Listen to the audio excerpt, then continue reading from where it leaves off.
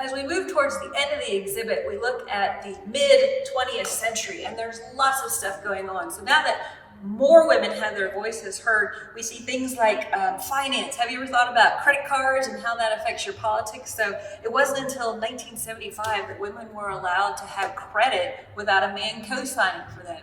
Thinking about what that might mean politically and access to being able to come and run for office if you can't get credit without a man's permission. So things like that. And of course we have the civil rights movement. And in this exhibit we talk about the Charleston hospital strike, which was a majority women.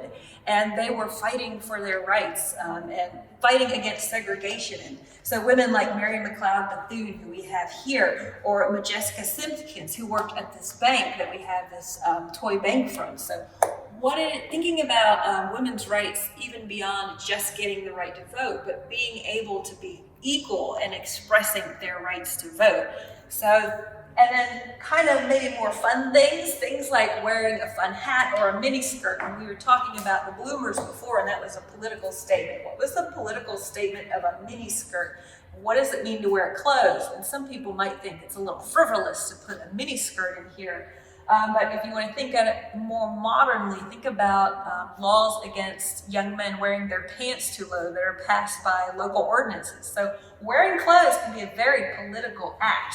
And speaking of wearing things, we have this really good collection of buttons from the 70s and 80s. Things that say stop ERA to yes ERA, because women have various views. They always have, as we've seen through this exhibit. So in here we get just a small idea of some of the viewpoints that women have had.